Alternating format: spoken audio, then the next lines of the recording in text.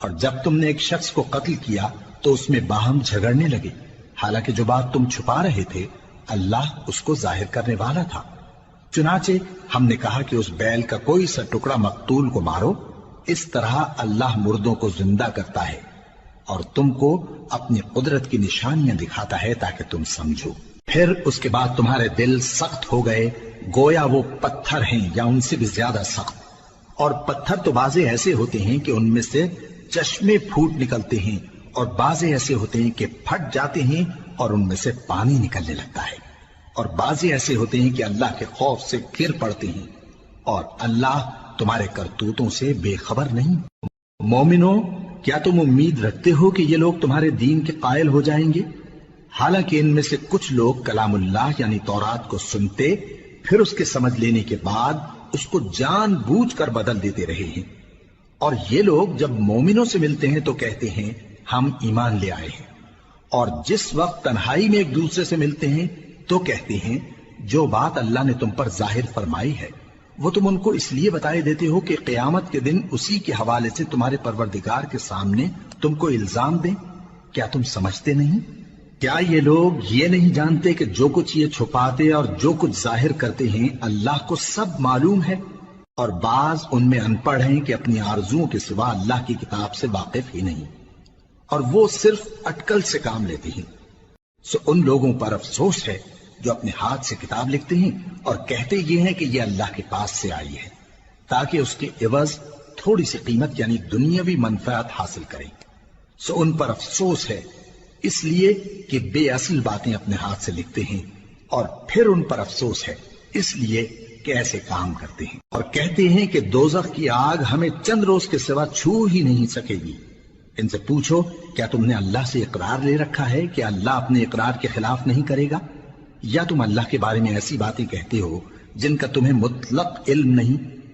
ہاں کیوں نہیں،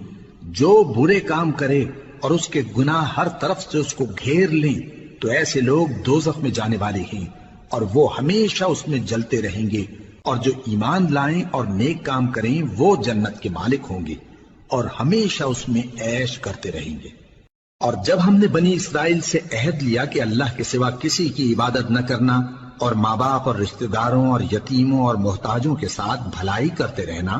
اور لوگوں سے اچھی باتیں کہنا، اور نماز پڑھتے اور زکوٰۃ دیتے رہنا، تو چند آدمیوں کے سوا تم سب اس عہد سے منہ پھیر کر پلٹ گئے۔ اور جب ہم نے تم سے عہد لیا کہ آپس میں کچھ تو خون نہ کرنا اور اپنوں کو ان کے وطن سے نہ نکالنا، تو تم نے اقرار کر لیا اور تم اس بات کو مانتے بھی ہو۔ پھر تم وہی ہو کہ اپنوں کو قتل بھی کر دیتے ہو اور اپنے میں سے بعض لوگوں پر گناہ اور ظلم سے چڑھائی کر کے انہیں وطن سے نکال بھی دیتے ہو، اور اگر وہ تمہارے پاس قید ہو کر آئیں تو بدلہ دے کر ان کو چھڑا بھی لیتے ہو، حالانکہ ان کا نکال دینا ہی تم پر حرام تھا۔ یہ کیا بات ہے کہ تم کتاب اللہ کے بعض احکام کو تو مانتے ہو اور بعض سے انکار کیے دیتے ہو؟ تو جو تم میں سے ایسی حرکت کریں ان کی سزا اس کے سوا اور کیا ہو سکتی ہے کہ دنیا کی زندگی میں تو رسوائی ہو اور قیامت کے دن سخت سے سخت عذاب میں ڈال دیے جائیں۔ اور جو کام تم کرتے ہو اللہ ان سے غافل نہیں۔ یہ وہ لوگ ہیں جنہوں نے آخرت کے بدلے دنیا کی زندگی خریدی، سو نہ تو ان سے عذاب ہی ہلکا کیا جائے گا اور نہ ان کو اور طرح کی مدد ملے گی۔ اور ہم نے موسیٰ کو کتاب عنایت کی اور ان کے پیچھے یکے بعد دیگرے پیغمبر بھیجتے رہے،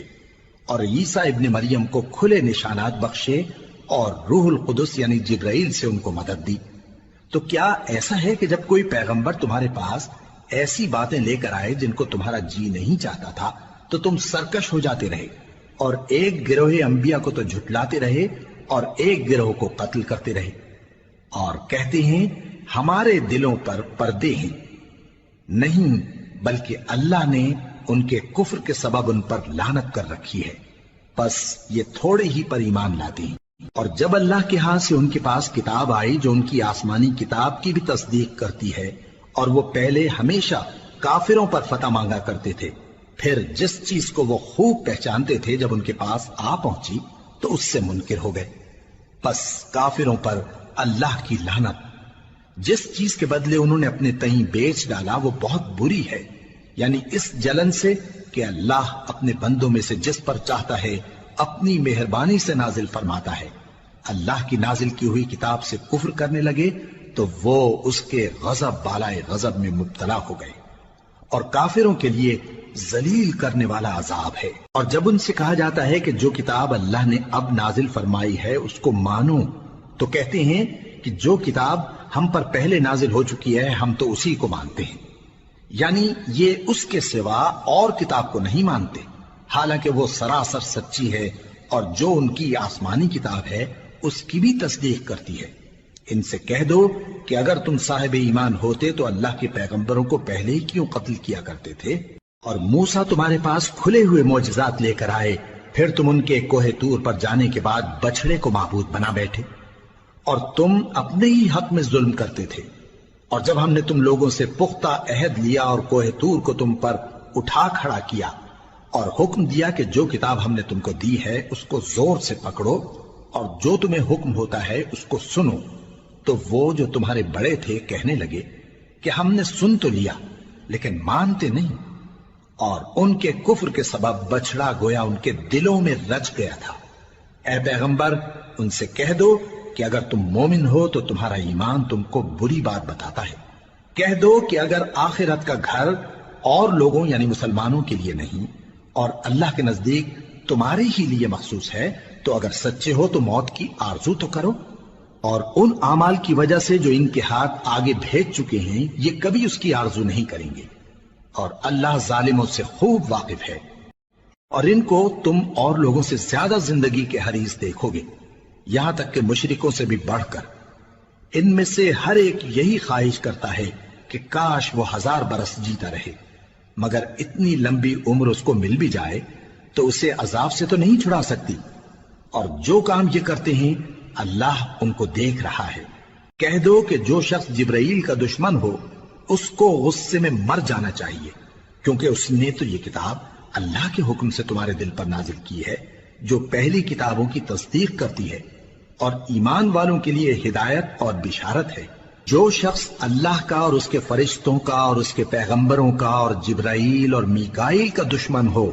تو ایسے کافروں کا اللہ دشمن ہے۔ اور ہم نے تمہارے پاس سلجھی ہوئی آیتیں ارسال فرمائی ہیں، اور ان سے انکار وہی کرتے ہیں جو بد کردار ہیں۔ ان لوگوں نے جب جب اللہ سے کوئی عہد کیا تو ان میں سے ایک فریق نے اس کو کسی چیز کی طرح پھینک دیا۔ حقیقت یہ ہے کہ ان میں اکثر بے ایمان ہیں، اور جب ان کے پاس اللہ کی طرف سے پیغمبر آخر الزمان صلی اللہ علیہ وآلہ وسلم آئے اور وہ ان کی آسمانی کتاب کی تصدیق بھی کرتے ہیں، تو جن لوگوں کو کتاب دی گئی تھی ان میں سے ایک جماعت نے اللہ کی کتاب کو پیٹ پیچھے پھینک دیا، گویا وہ جانتے ہی نہیں،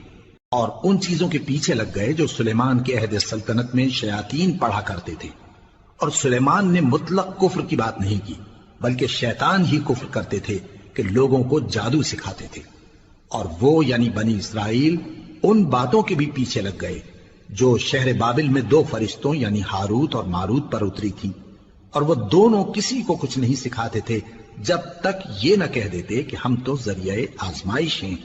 تم کفر میں نہ پڑو۔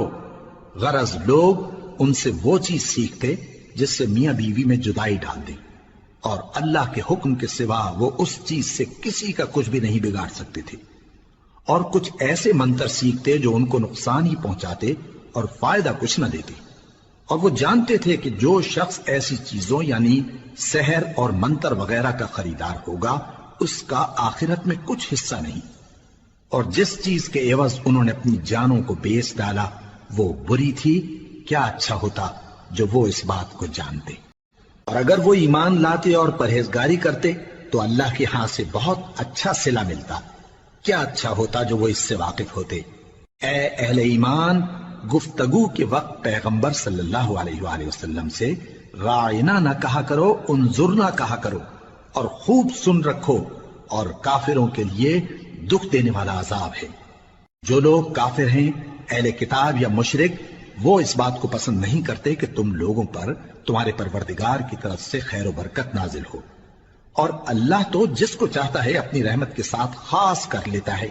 اور اللہ بڑے فضل کا مالک ہے۔ ہم جس آیت کو منسوخ کر دیتے یا اسے فراموش کرا دیتے ہیں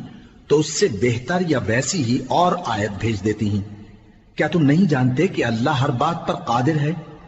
کیا تمہیں معلوم نہیں کہ آسمانوں اور زمین کی سلطنت اللہ ہی کی ہے اور اللہ کے سوا تمہارا کوئی دوست اور مددگار نہیں؟